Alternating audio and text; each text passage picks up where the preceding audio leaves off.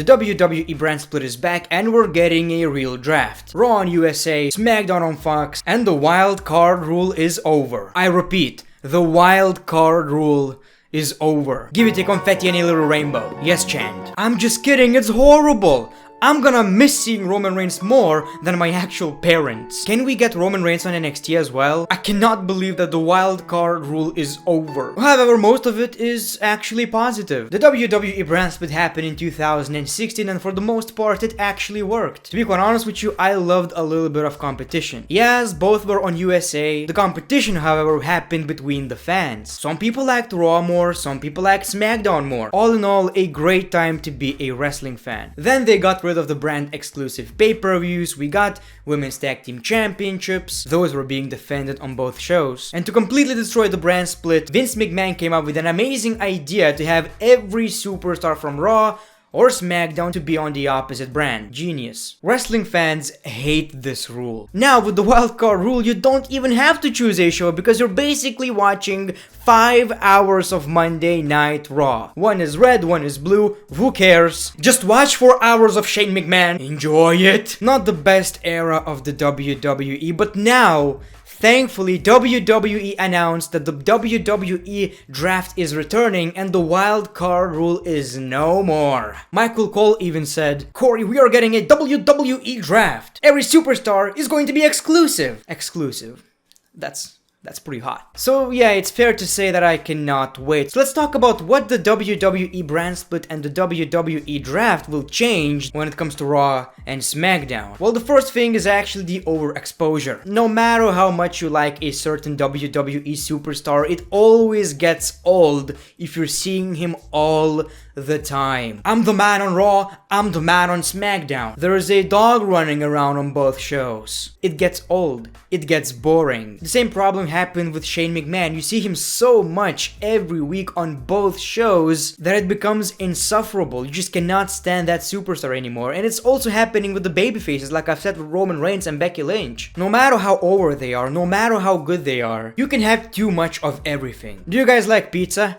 I do. That's how I got fat. If you would eat pizza every single day, now that doesn't work. I would be okay with that. I would be so fine with that. But you get the point. You would get tired of it. I wouldn't. You would probably. So now you are going to see less of the same superstar, which, believe it or not, is actually a pretty cool thing. Another thing that will change is actually the Midcard Championships. The Intercontinental Championship and the United States Championship. They will look like this now. Just kidding. I'm talking about the prestige, the storylines, the importance of the championships. Every time we got a WWE draft, whether it was a 2002 one or a 2016 one, it doesn't matter. Every time the championships, the Midcard Championships, meant way more than without the brand split. Before the brand split, the Intercontinental Championship was basically worthless. With the brand split, SmackDown had the Intercontinental Championship and The Miz made it prestigious. Let's be honest, people, it actually meant more than the WWE Championship at this point. So since now you will have more time for your own SmackDown superstars on a SmackDown show, you'll have no choice but to actually care about the Intercontinental Championship. Why am I talking as if you guys are booking the show? I'm talking about the WWE to the WWE. You'll have no choice but to care. And if we're also getting brand exclusive pay-per-views, which was not confirmed yet, these championships are going to mean even more. Another thing that will change is actually the tag team division. Now you have tag teams from Raw on SmackDown, SmackDown tag teams on Raw. It's like it doesn't even matter from which brand you're holding a championship from another brand, which, oh, what am I talking about? What I'm trying to say is, the Revival are SmackDown Live tag team champions. They are from Monday Night Raw. Yes. Interesting. None of that BS anymore. Now they will have to use actual tag teams from an actual brand, so it's good for everyone. And you know what's the best thing about it? Primo and Epico are going to come back, people. We're going to get the greatest return in WWE's history. I'm pretty sure Primo is coming back. Another thing that will change is actually the way wrestlers are being treated. More TV time. Simple as that. Since you cannot have all these superstars from Monday Night Raw, now you will have to use your own superstars on SmackDown. SmackDown or the other way around. So you will have to use Apollo Crews, you will have to use Rusev, you will have to use Andrade, might as well Dana Brooke. And you've probably already noticed that WWE are doing a lot of returns because basically you need a bigger roster, you need to build stars because the wildcard rule is no more. You cannot have Roman Reigns on both shows. It's absolutely amazing for the viewers and especially for superstars who might get an actual push right now. Another interesting change is that SmackDown is not going to be the B show anymore. And you guys know that being the B means a lot in the WWE. The thing is, the draft is happening on SmackDown first. This is huge already.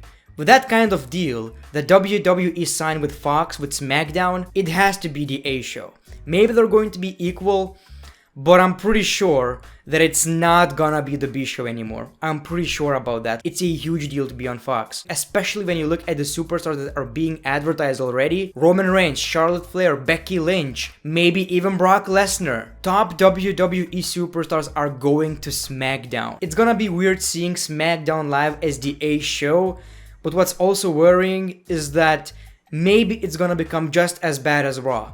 Because they're not gonna give other people opportunities, like for the WWE Championship.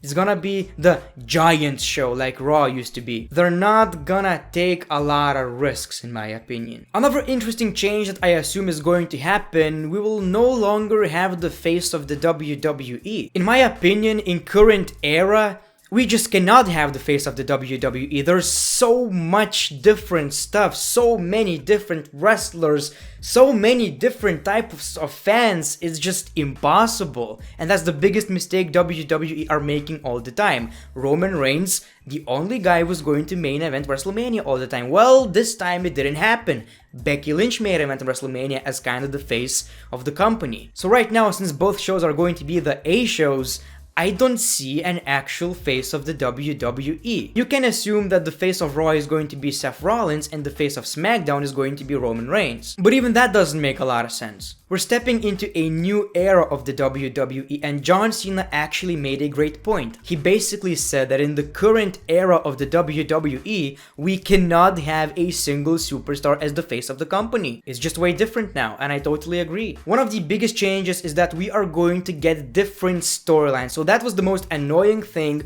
of the wild card rule. You're seeing Shane McMahon attacking Roman Reigns on Raw, and then you're seeing that the next day on SmackDown. There was no point of watching SmackDown anymore because you're basically seeing replays of the previous show.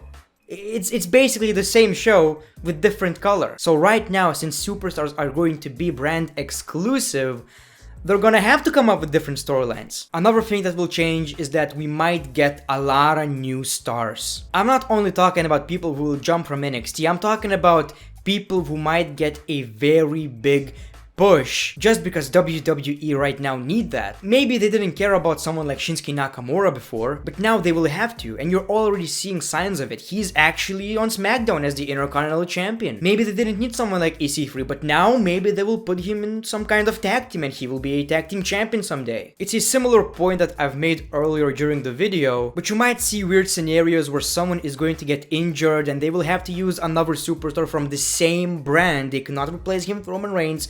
They will have to use a superstar from the same brand and he might get that spot, and you might see a new star. That happened before in the WWE and it may happen again. Another thing that will change, or maybe not change at all, is that Survivor Series will still matter. Thankfully, we didn't get Survivor Series with the wild card rule. Thankfully, we dodged it. I was really concerned about that. Like, the Survivor Series wouldn't make any sense without the brand split. What's the point of fighting the opposite brand if you are going to show up on that brand the next day? It makes no sense whatsoever. It would have been cool if someone like Eric Bischoff came out and said that you're not gonna use my superstars on Monday Night Raw anymore. Paul Heyman would say the same thing, and that's why we would get Survivor Series matches. You know, to kind of prove which brand is the better, and there's no more wildcard rule. Of course, they were not as creative as that. It was basically just announced. But whatever the case may be, Survivor Series will still make sense, And this is the only time that I actually love the wildcard rule, Survivor Series events. And of course, let's talk about the real competition. You know, maybe we did get a little bit of competition back in 2016, but it wasn't a real competition since, of course, it's the same company, it's the WWE, but most importantly, both shows were basically on the same network. Right now, one is on USA, another one is on Fox, so there's gonna be a little bit of competition. Both will actually have different creative, so I hope that it will get a little bit more nasty. Paul Heyman is a very competitive dude, Eric Bischoff is a very competitive dude, and I really hope that that was the reason they brought these people back. Just because they knew that the brand split is going to continue right after SmackDown moves to Fox. This is huge, wrestling is about to get interesting, so many different things happening in the wrestling world, I cannot wait. Good time to be a wrestling fan and a good time to be a wrestling content creator. So thank you for watching this video, let me know what you are most excited about when it comes to the WWE draft and the brand split. Thank you for watching the video, make sure to support the channel by clicking the like button, subscribing, follow me on Twitter and Instagram, and as always people, the great one, peace, love, and hugs.